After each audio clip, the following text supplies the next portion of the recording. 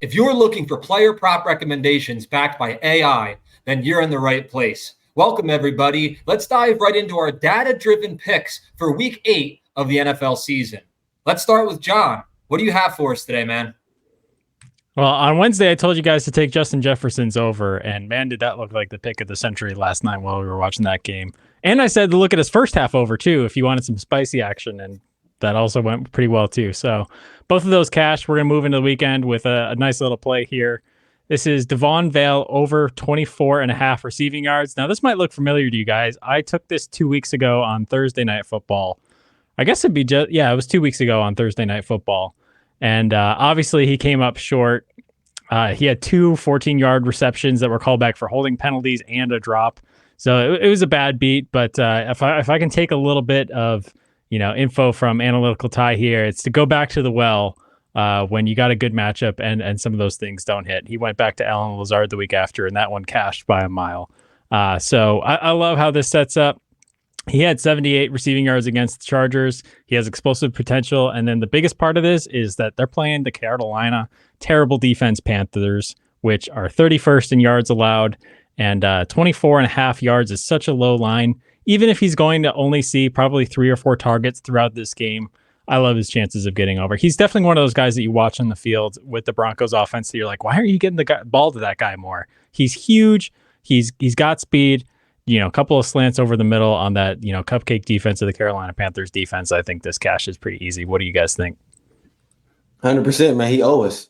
2 weeks ago, we was being degenerates betting on 2 rookie quarterbacks. We had nothing better to do. So, we got to depend on Vale.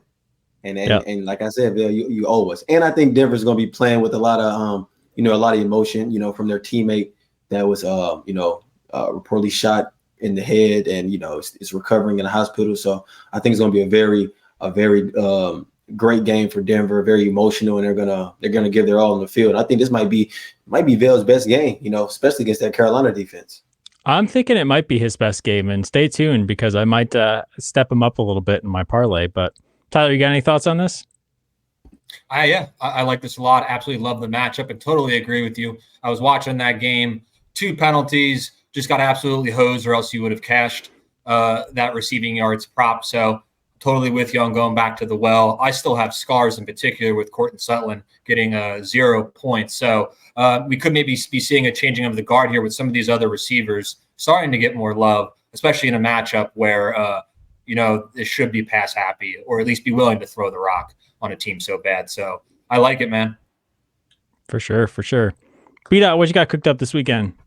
Man, you already know I'm going with the king, man. It's Halloween shit about to get spooky. Derrick Henry over 96.5 rushing yards. Come on, man. Last game he had about 100-something. The game before that he had about 100-something.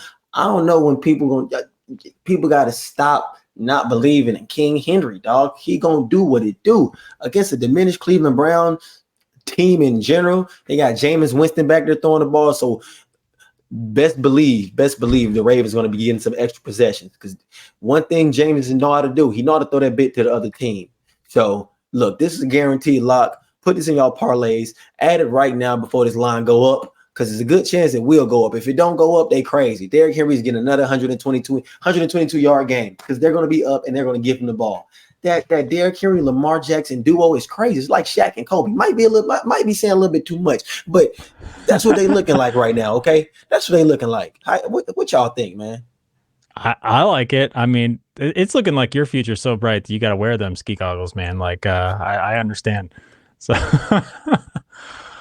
dude, I love it. They're not even ski goggles. They just got that look to them. But no, it's a great matchup for him. This game is going to be the Ravens up 2 touchdowns and trying to run out the clock. And what better way to run out the clock than to run this guy? He might be stopped a couple times in the first quarter, but as they say, a 3-yard run in the first quarter with Derrick Henry is a 10-yard run in the fourth quarter, because you just get sick of tackling that guy. And it takes a lot of will to want to go up against Derrick Henry and tackle him. And I don't know what this Cleveland Browns team is feeling right now, but I don't think that they're going to have a ton of will. I don't think that this is going to be the situation where they all rally around Jameis Winston. I think their season is kind of toast, and they're probably going to be cleaning house again and packing up for next year, going to play golf at the end of the year. I think that's what they're thinking about. But any thoughts, Ty? Yeah, I absolutely love this play. Cleveland is an absolute mess. Obviously got rid of Amari Cooper. Deshaun Watson is not playing. And quite frankly, you just have to keep going to Henry until he tells us otherwise. He's just continuing to hit his over pretty much every week. So I have no problem with you going on to this, especially because it sort of coincides with my best bet. If we don't mind segueing right into mine, because I do think that this bet, as well as mine, goes hand in hand. I'm going with Lamar Jackson under 27 and a half passing attempts. And like I said, I think this coincides with B-Dot's pick here. If you look at Lamar Jackson's pass attempts, he's hit this under in 4 of the last 5 games, and he's averaging less than 25 passing attempts per game, mostly because Derrick Henry is doing his thing, and he hasn't had to throw the rock. He hasn't been in situations where everybody in the stadium knows that he has to throw the ball, so he's going to throw the ball. He hasn't been in any situations like that. He's been able to lean on Henry and not have that many passing attempts. Now, looking at the Browns side of things, the Browns rank 4th in passing attempts allowed, and 6 of the last 7 opposing QBs have gone under in pass attempts. So the trends are all pointing in the right direction for this. And last but certainly not least, Ravens are favored by more than a touchdown against Cleveland. So don't expect Baltimore to really have a pass-heavy offensive game plan whatsoever. I also think the Browns will be getting Nick Chubb back, which should just grind up more clock and the ability to maybe have the Browns try to hold on to the ball and keep the ball out of Henry and Lamar Jackson's hands. But I love this one, man. I already got 2 units on this bad boy. Give me Lamar Jackson under 27 and a half passing attempts. What do you guys think? Hey, you know I'm a Ravens guy when it comes to LJ and King Henry. You know, so he don't need to pass the ball that much when you got that man in the backfield, man. What he had 4 touchdowns last week, dang near under 27 attempts. Like, it's crazy. This offense. Yeah, is that's like throwing right that's like throwing a touchdown on every 4th attempt. That's crazy. Yes. Yeah. So this also looks like the kind of game where there's going to be, this looks like an 8-drive game. Like each team has like, 4 or 5 drives, and that's it. I mean, obviously it's going to be a little bit more than that. I'm exaggerating, but it definitely seems like that kind of game when you got 2 running backs on either side, they're going to chew up some clock. And these are teams that are going to want to work the middle of the field. They're not going to be thrown to the boundary and stopping the clock without a bounds or anything like that. And not many incompletions, unless you're the Browns. So I love how it sets up. So yeah, love it. Yeah, I might have to do a collab with B-Dot on this one. Maybe do a little 2-leg parlay, a little maybe same game parlay to see if our thoughts here can come through. So we might have to see if we can make that happen. Hello, love it. All right, we are now going to move on to our parlay segment here. We've been busy in the lab, in the kitchen, cooking things up here for some parlays for week 8. John, talk to me, man. What are some plays you got here in terms of our parlays? Well, I have a riddle for you guys. What has 3 legs, 2 Packers, and is going to make me a shit ton of money this weekend? This parlay. I was going to say B-Dot just because of the 3. I was going to say B-Dot because of the 3-leg thing, but right, yeah, he had one side of it down, but I'm starting with this Packers Jags game because I love betting against that Jaguars defense, as you guys know. Terrible. They play the most man defense, and they might be the worst at man defense, which is this awesome enigma if you're betting man beaters on the other side. And this first guy I have, Dontavian Wicks, is a great man beater. He's not the number one option in this Green Bay Packers receiver room, but he is the best man beater on the squad. So I'm going to take him over his very low line of 25.5. And then on the other side of that, I'm going to take Tucker Kraft over 34.5 receiving yards in this game too, because Jacksonville has been pretty bad against number 1 tight ends as well. Definitely giving up some chunk plays to the likes of Dalton Kincaid, Cole Kmet, who went for 70 yards against them. And then my final leg of this is going to be an ups leg of my best bet for the week, Devon Vale over 40 receiving yards. If you want to get really spicy, I'd go up to 50, maybe 60 on this, and you'll get some really plus odds on that. Like I said, he went over 70 versus the Chargers. He has that explosive ability, and I think it's only a matter of time before he's more of a focal point in this offense than the Cortland Sutton's of the world. So I love how this sets up. It's plus 861, pretty spicy odds for a 3-legger. What do you guys think? Man, Throw heck, that's a it lot over of to the other bread. spicy 3-legger up there. Oof, man, yeah. From one 3-legger to another. Right. Look, man, that's what we do. The 3-leg gang. That's what we got to change it. 3-leg picks podcast. All right, man. But nah, man, I 100% agree. Especially for that turnaround for 100 for 860. Yeah. And that line is looking pretty well. Yeah, your explanation was 100% on, and it's something I probably will tell. I definitely will tell this. Yeah, I was gonna say I put down some money on it already. I had to get this on Caesars because none of the books like giving out Dontavian Wicks lines right now, so maybe that'll be different over the weekend if they've kind of got all some more complete lines out. But they may know something we don't. They usually do. Yeah, probably. Tyler, you got any thoughts on this before we get to B dots? Yeah, I do like it. I definitely like the Packers aspect of this. The fantasy community about 2 weeks ago was really upset with Wicks. I think that might have been against the Rams. Just had a lot of drop passes. A lot of people were on him that week, and he disappointed a lot of folks. So many people decided to fade him last week, and he ended up having, I believe, a long touchdown reception. So 25.5 yards isn't all that much. Despite some of the drops, he's still getting a lot of targets. And in terms of Tucker Kraft, he's clearly the number one there, following the injury of the other tight end, who I can't remember his name off the top of my head right now. But he's clearly been a guy that they've been going to in the red zone, as well as just sort of that security blanket for some of those features on the outside. So, and can't blame me for doubling down on my guy Veli down there. Veli, however it's pronounced. But I think it's Vele. Vandelele Industries. Yeah. Yes. Sorry for this. Vandelay. Yes. I knew exactly. I had the same thought too. Yeah. Wow, that's funny. But I beat out. What you got cooked up this week? All right, man. Last week, man, I went 4 for 6. Almost hit, man. They kind of it pissed me off a little bit. But right now, drop 300, get 450. These are a lot of alt lines. In prize picks, we call them goblins. As we see, it's pretty self-explanatory. Derrick Henry 69. Come on now, like that's obvious. He might get that in the third quarter. Joe Mixon, he's been cooking. He's been their most consistent player from Houston. We talked about him last week, and this line right here is super low that he's going to exceed. Josh Jacobs, I feel as though they're going to be up this game, and Josh is already very highly acclimated with their offense, whether that's rushing or receiving out of the backfield. Saquon hit last week 59 yards. This is too low against the diminished Cincinnati team. You don't know what type of Cincinnati team you're gonna get. You feel me? So I know Saquon gonna do his thing. And then Kenneth Walker, y'all don't want to put me on Kenneth last week.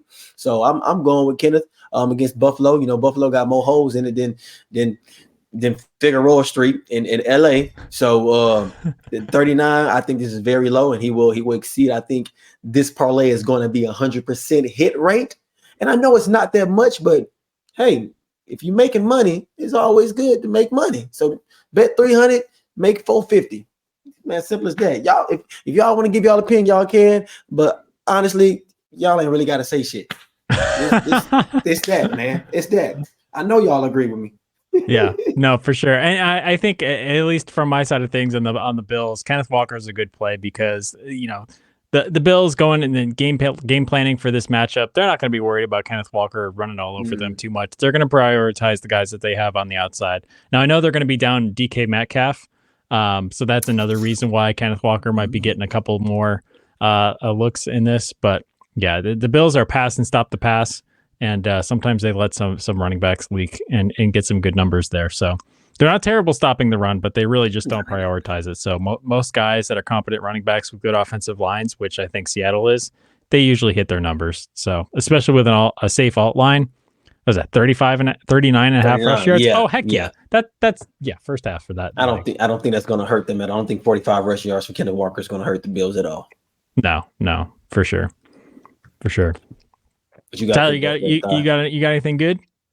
Yeah, I love that you're giving love on the running backs here. You're talking about my parlay. I was gonna comment on. Hey, you can. Oh yeah, that's what I all had in common. I mean, they all are running backs. But I do like that you decided to put all the running backs together. And obviously, looking at these matchups, they all favor a heavy run game. So especially the fact that they're goblin and or alt lines for those who use sports books. It just even gives you better opportunity to cash these lines. So I really like this one, man, especially giving love to the running backs. Got to, man. Got to. Ooh, what you got cooked up? Yeah, so I got a little mix of a little wide receiver, running back, 3-leg parlay here with DraftKings. So first leg is going to be AJ Brown over 5.5 receptions. This is a guy who is the number one target for Jalen Hurts in this offense. So I expect this game to be somewhat high scoring. So I think he'll be able to get over 6 receptions in that game. Next, we have Joe Mixon over 75.5 rushing yards. The Colts are absolutely brutal when it comes to stopping the run, and Joe Mixon has had 25 plus fantasy points per game since returning from injury in week 5. So he's just been on an absolute tear. Definitely think he's going to get this over. And last, but certainly not least, going to take a guy from John's team here. I'm going to go with Khalil Shakir over 3.5 receptions. If I'm not mistaken, he had, I believe, 7 receptions last week, even with Amari Cooper inserted into the lineup. I think Shakir is turning into a viable security blanket for Josh Allen, especially when it comes to the quick pass game. So, yeah, those are my 3 legs in this parlay. That's going to come out to plus 483, $200. We'll get you roughly $1,200. So, talk to me, guys. What do you think about this? Yeah, damn, hell yeah. 200 to 11. My goodness, bro. Yeah. I gotta get on these other books, man. Don't post this, okay? Don't post this on Instagram because Prize is gonna take my contract. But goodness, man, the way these books is going like this. Yeah, bro. Yeah. And I remember you talking about Khalil Shakir last week and saying how how pivotal he was in that Bills offense, and in that game he had 7 receptions. So that's easy. Joe, I'm going with big money Joe. Clearly, y'all see my last one, AJ Brown, the number one receiver. And the Cincinnati Bengals defense is not. They not no Bengals. They really like Cincinnati. I don't know. Bengals. Oh, there was something there. You just had to reach out and grab it. Had to. This is great. I think this parlay sets up great for the promotions that sportsbooks usually have, where they'll do a risk-free parlay or a boost where you need to have 3 legs and plus 400 odds. This is perfect for that. This is definitely the way you want to go. Khalil Shakir, that reception line is great. I was nervous a bit when I was watching the game, but there was this drive in the third quarter where they just started feeding him. And it was like he might have had 4 receptions on just that drive alone. They're definitely running him with the tunnel screens and that kind of stuff, the little bubbles. And he's going to be a downfield threat against the Seattle pass defense as well. Look for him over the middle of the field. So I love the way that sets up. I think this is great. I'm definitely going to tail this for sure. Thanks, guys. And yeah, speaking of the Bills, the Seahawks, obviously, they throw the ball a ton. We've seen, Geno Smith's passing attempts just continue to hit over. So maybe there's a potential shootout, which is kind of what put me over the top on let me go after this one. Because, hey, maybe this might turn into a high-scoring game or a back and forth. Because I know when Josh Allen gets into those shootouts, he loves to just do his thing. So that was sort of my thought process around behind getting Shakir in there. Yeah, for sure. Awesome. All right. Let's keep this moving. Next, we're going to cover this week's community picks, which were all voted on by Elite Picks users right in the app. John, any picks here from our community that stand out to you? I like the Wan'Dale Robinson pick here. I know that that Monday night game, which we're going to talk about here in a second, is a little bit slim pickings for props. But Robinson on that prop that's on there, over 33.5 reception yards. He's 5 out of 7 this year, and it's got a 93.62 EP score. So I'd be pretty comfortable playing that. Also, I'll just go ahead and talk about Josh Allen right here off the top with that awesome big hat that I wish I had. I saw those in the Bill store when I was at the game, and if they weren't like $150, I probably would have came home with one. I can find you one on Temu for $26, bro. Don't worry, I got you. It'll say Bulls, not Bill. It'll say Bulls, not Bills. All right. Well, if my conscience can live with ordering something from Temu, maybe we'll talk about that later. But Josh Allen over 20.5 completions. Depends on how you think this game script is going to play out. Like if you think it's going to go the shootout way where lots of pass attempts are happening, I think you could see that. But it kind of depends on if this game is close throughout. So if you're set on fading Seattle, I would stay away from this. But if you think Seattle is going to make this a game which honestly, it's a West Coast road trip for the Bills. I think it is going to look like that. Then I would go ahead with this. You might see a lot of running against Seattle for the Bills. They like to eat their vegetables when it comes to the run is the best metaphor I can think of. Sean McDermott really wants the balanced offense, even if, first down running isn't successful. So that might be a reason to double think about it. But the one thing I'll say is FanDuel has this line at 19.5, and that makes it a lot better for me. I know it's only one, but I've been caught on Josh Allen completion hooks before. So take that best line, use that line feature at the bottom of each prop in the Elite Picks app. That thing is great. See where you got the best line. That can make all the difference. Sometimes that makes the difference between a win and a loss, and it really adds up over time. So yeah, I like that prop too. B-Dot, you got anything on here that sticks out? Man, of course, man. I'm looking at King Henry, bro. He's going to hit 12 rushing attempts in the first half. So this 19.5, that's I ain't gonna lie. I've been caught with a couple hooks on Henry too. But like I said, I think as the game is going to go, he's going to continue to feed the beast. I don't know if we can say this, nothing against the community, but I don't know what the hell y'all smoking. Tyreek Hill over 82.5 reception yards. I don't know, y'all. I'm sorry. I can talk to the community. I'll talk to the community. I got their back on that one. Okay, good, because we might got to cut this out because Michael might be on my head for this one. But Derrick Henry, Tua's coming back. Tua's coming back, my guy. Oh yeah, Tua is coming back. But man, look, he either gonna be Tua or he gonna be hot Tua. He gonna be some spit shit. So we gonna see. Wishing him the best. But yeah, good shit. Tua is coming back. But my bad. I didn't mean to interrupt you. Please tell us about Henry.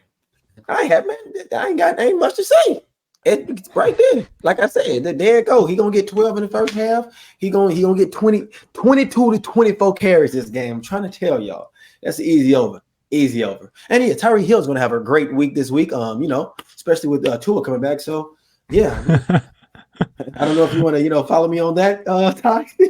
Yeah, of course, my man. I got no problem following you on that. But yeah, Tyreek should have Tua back. I know he is immensely frustrated. I don't even think he got a target last week. So I think if Tua is back and a full go, similar to how we kind of saw Puka, where is he questionable? Is he going to go? If Tua comes out and he just looks like normal Tua, I love this prop. I think Tyreek Hill is going to absolutely go off, and they're going to dial up some plays for him to get that confidence back up. But aside from him, the only other one I want to comment on, which people might be scratching their heads on, is Breece Hall's over in receiving yards. Because you might be thinking, they just got Devontae Adams. Like, Garrett Wilson might be losing some production. But quite frankly, that just opens up the field more, and Breece Hall can catch out of the backfield. I think he had over 100 receiving yards last week, obviously with Devontae Adams in the game. So this might not be a game script where they're going to be passing a lot, but he also gets a lot of yards after the catch. So one or two screens can potentially get this over. And I know some of us have made this bet in prior primetime games where we've seen him do this. So sort of a sneaky play by the community here that I like. Yeah, for sure. For 100%. sure. Yeah.